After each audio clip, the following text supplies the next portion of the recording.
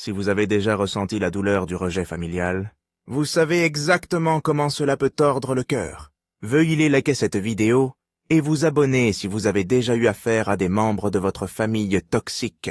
Votre soutien nous aide à partager ces histoires importantes avec ceux qui ont besoin de les entendre. C'était une soirée d'été parfaite dans le Maine.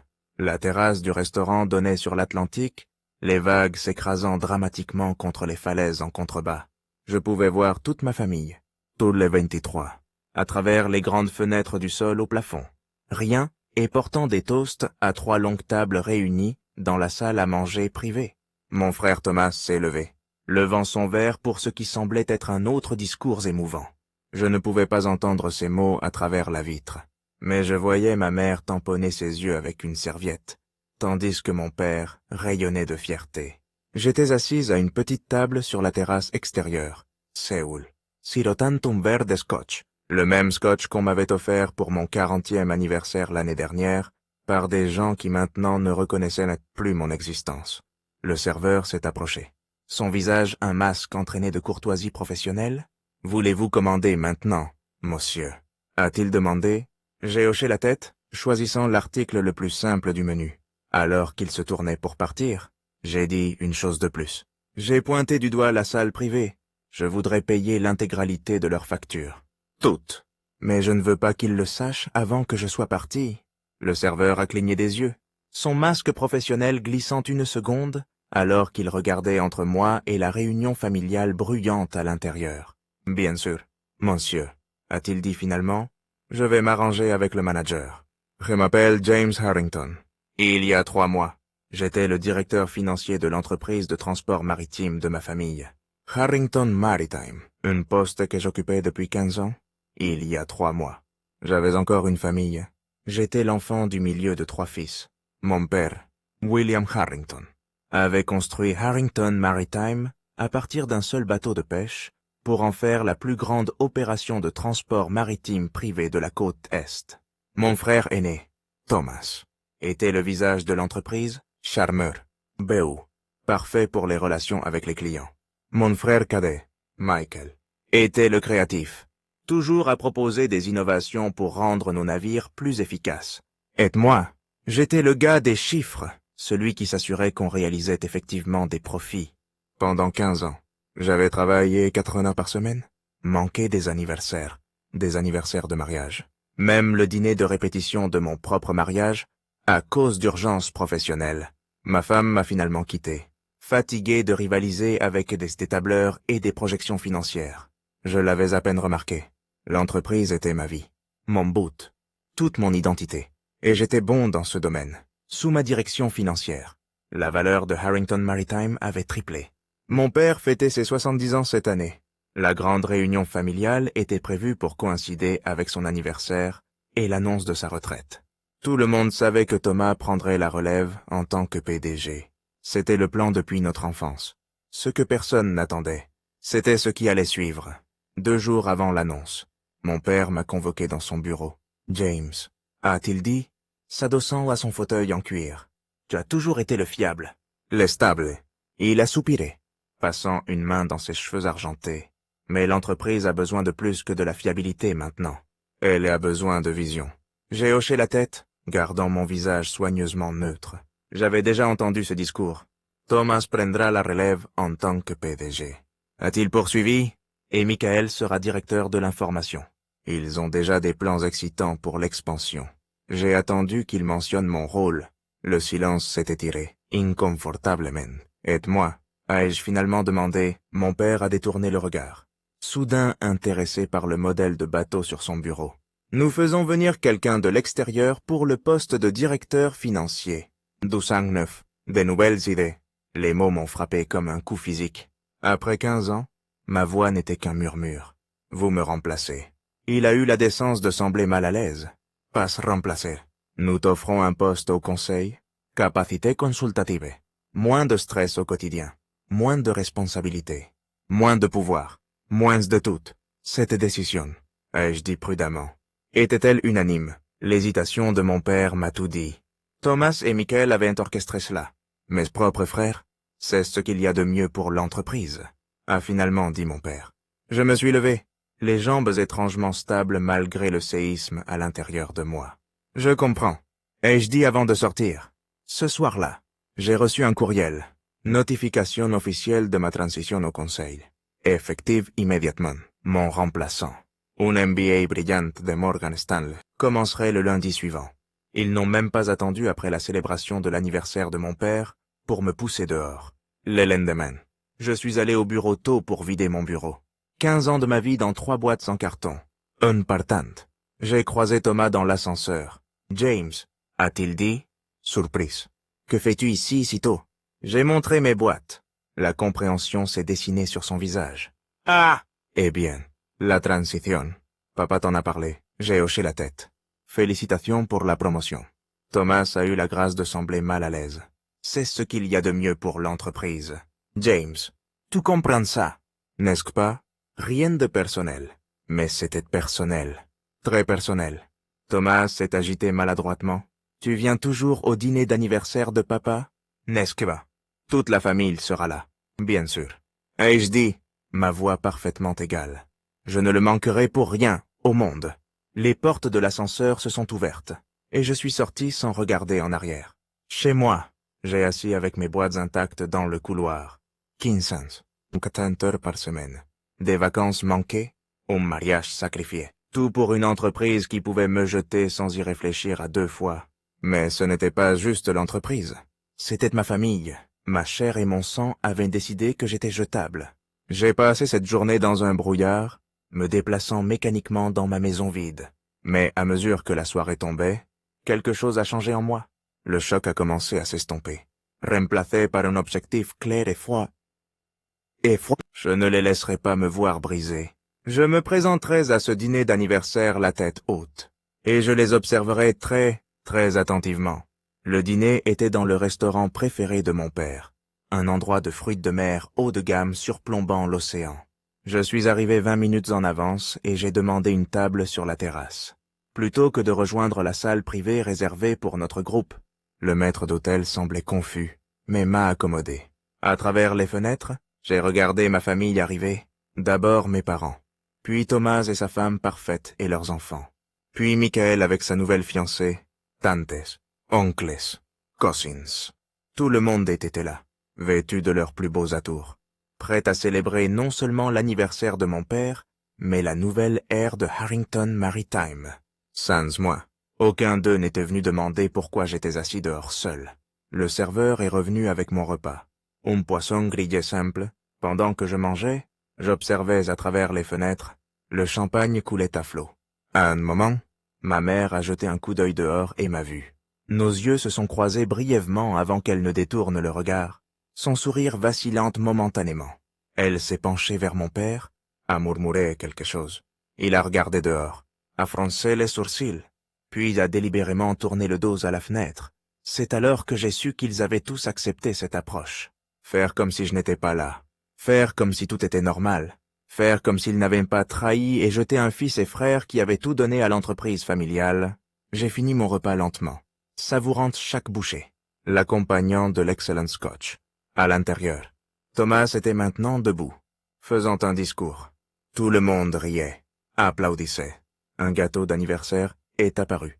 Les bougies flamboyantes, j'ai appelé le serveur pendant qu'il chantait. Je voudrais payer pour tout, ai-je dit doucement. Toutes leurs célébrations, les gâteaux, les champagnes, toutes. Le serveur a hésité. Monsieur, cette facture sera conséquente. J'ai souri faiblement. Je suis au courant. Je veux aussi ajouter un pourboire de 25% pour le personnel. Ses yeux se sont légèrement élargis. Très généreux, monsieur. Je vais m'arranger immédiatement. Je lui ai tendu ma carte de crédit. Puis j'ai repris l'observation des festivités à travers la vitre. Pendant 15 ans, j'avais géré les finances d'une entreprise de plusieurs millions de dollars. J'avais regardé des tableurs et des rapports financiers jusqu'à ce que mes yeux se brouillent, et en le faisant, j'avais remarqué des choses, de petites incohérences, des transferts inhabituels, des schémas étranges dans les facturations des clients. Rien de majeur, rien qui vaille la peine de tirer la sonnette d'alarme. Assez pour me rendre curieux. J'avais commencé à prendre des notes, détaillées, méticuleuses. C'était devenu une habitude. Vraiment. Mon propre audit privé des livres de Harrington Maritime. Pas parce que je soupçonnais quelque chose de grave, mais parce que c'est qui j'étais. Minutieux. Prudent. Orienté vers les détails. Ces stress n'étaient peut-être pas aussi flamboyants que le charme de Thomas ou la créativité de Michael. Mais ils avaient gardé Harrington Maritime rentable pendant 15 ans. Et ils avaient aussi créé un registre complet de chaque transaction financière que l'entreprise avait effectuée pendant mon mandat. J'ai regardé mon père souffler ses bougies. Si j'avais été à l'intérieur, j'aurais entendu les acclamations. À la place, j'ai siroté mon scotch et considéré l'avenir. Quand j'avais été brusquement retiré du poste de directeur financier, je n'avais rien pris du bureau, sauf des effets personnels. Pas de dossiers de l'entreprise, pas de registre financier, rien qui ne m'appartenait pas. Je n'en avais pas besoin. Tout ce dont j'avais besoin était déjà stocké en toute sécurité dans plusieurs endroits. Le résultat d'années de documentation prudente. Pas pris par colère ou avec une intention malveillante, mais simplement accumulé par les pratiques diligentes d'un officier financier prudent. Le serveur est revenu avec le dossier de la facture et ma carte de crédit. Tout a été pris en charge. Monsieur, le manager m'a demandé de vous remercier pour votre générosité. J'ai hoché la tête, signant le reçu et ajoutant un pourboire en espèces supplémentaires pour lui personnellement. Une chose de plus. Ai-je dit, quand prévoyez-vous de les informer que la facture a été payée? Il a jeté un coup d'œil à sa montre. Le manager a dit qu'il le leur dirait quand ils demanderont l'addition. Ce qui devrait être bientôt. Parfait. Ai-je dit? Me levante. Je pars maintenant. Dites-leur. J'ai fait une pause, réfléchissant soigneusement à mes mots. Dites-leur que c'était un cadeau de l'ancien directeur financier. Les yeux du serveur se sont légèrement élargis, mais il a hoché la tête. Oui, monsieur, je comprends. En traversant le parking, je me sentais plus léger, d'une certaine manière. Les Harrington avaient fait leur choix. Maintenant, il était temps de faire le mien. Au cours des semaines suivantes, j'ai maintenu un silence complet. Pas d'appel, pas de courriel, aucun contact avec les membres de la famille. Je me suis déplacé méthodiquement, comme si j'exécutais une stratégie financière soigneusement planifiée. D'abord, j'ai acheté un cottage modeste mais confortable sur la côte du Maine, à environ 2 heures des opérations de la famille dans le Maine. Assez près pour garder un œil sur les choses, assez loin pour recommencer à zéro. Ensuite, j'ai contacté 3 anciens clients. J'avais des relations personnelles avec ceux qui avaient toujours traité directement avec moi, plutôt qu'avec Thomas ou Michael. Juste des appels amicaux, pour prendre des nouvelles. Je n'ai pas dénigré Harrington Maritime, ni mentionné mon départ. J'ai simplement écouté, et ce que j'ai entendu était intéressant. La qualité du service avait décliné. Les temps de réponse étaient plus lents. Les prix avaient inexplicablement augmenté. Mon remplaçant, semblait-il, ne fonctionnait pas comme prévu, par des contacts dans l'industrie. J'ai entendu que Thomas avait immédiatement mis en œuvre son plan d'expansion visionnaire, achetant 2 nouveaux navires et s'engageant dans des contrats qui étiraient leur flotte à l'extrême. Michael avait repensé leur système logistique, causant un chaos dans les horaires d'expédition. Le premier appel est venu 3 semaines après le dîner d'anniversaire. La voix de Thomas, tendue malgré son amabilité tentée. « James, comment vas-tu? Ça fait un moment qu'on n'a pas de tes nouvelles ?» J'ai laissé le silence s'étirer avant de répondre. « Je vais bien. Thomas, que puis-je faire pour toi ?» Il s'est raclé la gorge. « Eh bien, nous avons un petit problème avec le comte Anderson. Ils menacent de faire affaire ailleurs, et tu as toujours eu une bonne relation avec eux. Je vois, ai-je dit, gardant ma voix neutre, et une autre pause inconfortable. Je pensais que tu pourrais peut-être les contacter, arranger les choses. Pour la famille. J'ai presque ri. Maintenant, j'étais à nouveau de la famille quand ils avaient besoin de quelque chose. Je crains de ne pas pouvoir aider, ai-je dit calmement. Comme tu l'as souligné, ce qu'il y a de mieux pour l'entreprise, c'est un nouveau leadership et de nouvelles idées. Je ne voudrais pas interférer avec cette vision. J'ai raccroché avant qu'il ne puisse répondre. D'autres appels ont suivi. Des Michael, des mon père. Chacun plus désespéré que le précédent. Apparemment, le nouveau directeur financier avait découvert des irrégularités dans les livres. Rien de majeur, m'ont-ils assuré. Juste des entrées confuses qui avaient besoin de clarification. J'ai esquivé chaque appel poliment mais fermement. Je ne suis plus avec l'entreprise, leur ai-je rappelé. Ces questions devraient être adressées à votre nouveau directeur financier. Pendant ce temps, je construisais quelque chose de nouveau, en utilisant ma vaste connaissance de l'industrie du transport maritime et les contacts que j'avais développés au fil de 15 ans. J'ai créé une firme de conseil spécialisée dans les opérations financières maritimes. Petite au début, juste moi travaillant depuis mon cottage avec un ordinateur portable et un téléphone. Mais le bouche à oreille s'est vite répandu. D'anciens clients, impressionnés par mes performances passées, ont sollicité mes conseils des entreprises concurrentes, conscientes de ma réputation. Entre mis services, en 2 mois, j'ai dû engager un assistant. Au 3e mois, j'avais 3 employés et je refusais du travail. Mais je ne construisais pas seulement une nouvelle entreprise, j'observais et j'attendais. Car ces irrégularités découvertes par le nouveau directeur financier n'étaient que la partie émergée de l'iceberg. Les notes que j'avais compilées au fil des ans documentaient un schéma de décision douteuse, rien d'illégal, nécessairement, mais définitivement non viable. Les grands plans d'expansion de Thomas reposaient sur des projections financières que je savais follement optimistes. Les changements opérationnels de Michael avaient créé des inefficacités qui perdaient de l'argent quotidiennement. Et sans moi pour freiner, ils accéléraient vers le désastre. Le 4e mois a apporté un autre événement familial. La remise de diplôme de mon neveu. Une invitation est arrivée par la poste, clairement une offre de paix. J'ai envoyé un cadeau généreux, mais décliné l'invitation. À la place, j'ai continué à construire ma nouvelle vie et mon entreprise. Ma petite firme de conseil gagnait une réputation d'excellence. Les publications de l'industrie ont commencé à nous mentionner. D'anciens collègues m'ont contacté, intéressés à rejoindre mon équipe.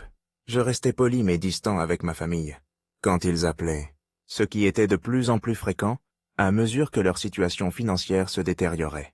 J'écoutais, exprimais de la sympathie, mais n'offrais aucune solution, et je continuais à surveiller Harrington Maritime par des canaux industriels et d'anciens associés qui y travaillaient encore. 6 mois après mon éviction, Harrington Maritime a déclaré faillite. Thomas s'était trop étendu sur l'expansion, prenant d'énormes dettes pour acheter des navires qu'il ne pouvait ni équiper ni gérer adéquatement. Les innovations opérationnelles de Michael avaient aliéné des clients de longue date qui ont fait affaire ailleurs. Le nouveau directeur financier, dépassé par le désastre financier en boule de neige, a démissionné après seulement 4 mois. La nouvelle ne m'a pas fait plaisir. C'étaient encore des membres de ma famille, des gens que j'avais aimés et en qui j'avais confiance. Mais je ressentais une certaine justification. Ma prudence, mon attention, mon manque de vision. C'étaient précisément ces choses qui avaient maintenu l'entreprise stable toutes ces années. Le vrai coup était venu une semaine plus tard lorsque la maison familiale des Harrington, la vaste propriété côtière où nous avions grandi, qui était dans notre famille depuis 3 générations, a été mise en vente pour couvrir les dettes. C'est alors que ma mère a appelé en sanglots. James, s'il te plaît, nous avons besoin de ton aide. Ton père ne l'admettra pas, mais il est dévasté. Imam, Yanata, ça les tue. Sa voix s'est brisée. Nous avons fait une terrible erreur. Pour la première fois en moi. J'ai senti ma détermination vaciller. Que me demandes-tu exactement de faire? Maman, rentre à la maison. A-t-elle supplié. Aide-nous à réparer ce gâchis. Tu as toujours su comment arranger les choses. J'ai fermé les yeux, soudain épuisé. Je ne peux pas juste agiter une baguette magique et tout arranger. L'entreprise est en faillite, mais tu dois connaître des gens, avoir des connexions. Quelque chose. La désespération dans sa voix était douloureuse à entendre. Je vais y réfléchir. Ai-je dit finalement, c'est tout ce que je peux promettre pour l'instant. J'ai passé cette nuit à fixer le plafond, luttant avec des émotions compliquées. La colère, la douleur, la justification mais aussi le chagrin. Et en dessous de tout cela, un sens persistant de l'obligation familiale qui ne mourrait pas tout à fait malgré tout. Le lendemain matin, j'ai passé quelques appels. J'avais en effet établi des connexions au fil des ans avec des investisseurs, des leaders de l'industrie, des institutions financières, des gens qui respectaient mon travail et mon intégrité.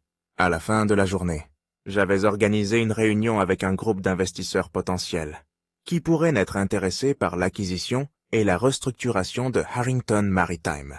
Non pas par bonté d'âme, mais parce qu'avec une gestion appropriée, l'entreprise avait encore de la valeur. J'ai appelé mon père. J'ai organisé une réunion Ai-je dit sans préambule? Mercredi à 14 heures. Le groupe Sullivan est intéressé par une possible acquisition et restructuration de l'entreprise. Silence. Puis une inspiration tremblante. Tu as fait ça pour nous. Après tout, je l'ai fait pour les employés qui perdaient leur emploi. Je l'ai corrigé, et pour l'héritage familial. Mais j'ai des conditions. Tout ce que tu veux, a-t-il dit rapidement. Thomas et Michael doivent quitter leurs rôles opérationnels. Ai-je déclaré platement. Ils peuvent rester au conseil si les nouveaux propriétaires sont d'accord. Mais pas de gestion directe. Les nouveaux propriétaires amèneront leur propre équipe exécutive. Une longue pause. Ça ne leur plaira pas. Ce n'est pas mon problème, ai-je répondu. Ce sont mes conditions pour faciliter cette réunion. À prendre ou à laisser. Une autre pause. Je leur parlerai. La réunion s'est mieux déroulée que prévu. Le groupe Sullivan voyait du potentiel dans les racines établies de Harrington Maritime et les relations avec les clients. Ils ont accepté de conserver autant d'employés que possible et de garder le nom Harrington. À ma surprise, ils ont aussi demandé si je considérerais revenir en tant que directeur financier sous leur propriété. J'ai décliné poliment. Ma firme de conseil prospérait, et je n'avais aucune envie de revenir en arrière. Comme promis, Thomas et Michael ont été retirés des rôles opérationnels, bien qu'on leur ait offert des postes mineurs au nouveau conseil, largement symboliques, avec peu de pouvoir réel. Mon père a reçu un poste honorifique de président émérite, principalement pour sauver la face dans l'industrie. La maison familiale a été sauvée, bien que des actifs importants aient dû être liquidés pour satisfaire les créanciers. Ce qui me ramène à cette terrasse de restaurant, un an après le dîner d'anniversaire fatidique. Cette fois, la réunion familiale était pour célébrer la restructuration réussie de Harrington Maritime sous une nouvelle propriété. Toute ma famille était là. Parents, frères, leurs conjoints, enfants, parents éloignés, tout le monde sauf moi. J'avais été invité, bien sûr, plusieurs fois, avec une urgence croissante. Ma mère avait appelé la veille, pratiquement en suppliant « S'il te plaît, James, ça signifierait tellement pour ton père, pour nous tous. » Mais j'avais décliné poliment. J'ai d'autres engagements. Avais-je dit? Transmettre mes vœux à tous, à la place. J'ai réservé au même restaurant, à la même table de la terrasse, donnant sur l'océan. Je suis arrivé tôt, regardant ma famille arriver, toujours inconscient de ma présence dehors. La scène était étrangement similaire à un an auparavant, mais l'ambiance semblait différente. Plus sobre. Mon père semblait plus vieux, les rides de son visage plus profondes. Thomas et Michael se déplaçaient avec moins d'assurance, leurs sourires tendus. J'ai commandé le même repas, les mêmes scotch, observé les mêmes dynamiques familiales se jouer derrière la vitre.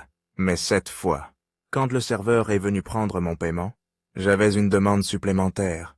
Veuillez leur remettre ceci, ai-je dit, lui tendant une enveloppe avec ma carte de crédit, à l'intérieur. Une note simple. Félicitations pour la restructuration. Tous mes vœux de succès dans vos nouveaux rôles. James. Les yeux du serveur ont scintillé de reconnaissance. Monsieur, si je puis me permettre, vous étiez ici l'année dernière aussi, n'est-ce pas? J'ai hoché la tête. Vous avez payé pour leur célébration à l'époque aussi? Bonne mémoire, ai-je dit avec un petit sourire. Il a hésité. Si vous permettez ma question, pourquoi vous asseoir ici seul à nouveau? Pourquoi payer pour leur célébration alors qu'il s'est interrompu? La discrétion professionnelle reprenant le dessus. Quand ils m'ont poussé dehors, ai-je terminé pour lui? J'ai considéré la question sérieusement, car ce n'est pas une question de vengeance. Il s'agit de leur montrer, et à moi-même, que j'ai dépassé ce qui s'est passé, que je peux leur souhaiter du bien de loin. J'ai désigné la salle privée. Ils sont toujours ma famille. Mais j'ai construit une nouvelle vie maintenant, une qui ne dépend pas de leur approbation ou de leur inclusion. Le serveur a hoché la tête pensivement. Je livrerai votre note avec le message que leur facture a été payée. Je l'ai remercié, fini mon béret, et me suis levé pour partir, à travers la fenêtre. J'ai vu le serveur entrer dans la salle privée, parler à mon père, lui tendre l'enveloppe. J'ai regardé mon père l'ouvrir, lire les brefs messages, puis lever les yeux brusquement, scrutant le restaurant. Ses yeux m'ont trouvé à travers la fenêtre. Pendant un long moment, nous nous sommes regardés. Puis, lentement, il s'est levé. D'autres à la table ont remarqué, se sont tournés pour suivre son regard. Ma mère, Thomas, Michael, un par un. Ils m'ont vu. Je leur ai fait un petit signe de tête et un léger sourire. Puis je me suis retourné et je suis parti. Pas par colère, pas par douleur, simplement en avançant sur mon propre chemin. Mon téléphone a commencé à sonner et avant que je n'atteigne ma voiture. Je l'ai laissé aller sur la messagerie vocale. Demain, peut-être. J'écouterai leur message. Demain, peut-être. Je déciderai si je commencerai à reconstruire ces ponts. Mais ce soir, j'ai conduit le long de la route côtière jusqu'à mon cottage, les fenêtres baissées, l'air salé remplissant mes poumons. Libre, selon mes propres termes, et pour la première fois depuis des années, complètement en paix avec moi-même. Si cette histoire vous a touché, veuillez lui donner un pouce levé et abonnez-vous à notre chaîne. Votre soutien signifie tout pour nous. Et il aide les autres à trouver ces histoires de croissance personnelle et de résilience face aux défis familiaux. Rappelez-vous, parfois la meilleure revanche n'est pas de se venger, c'est d'avancer et de trouver le bonheur selon vos propres termes.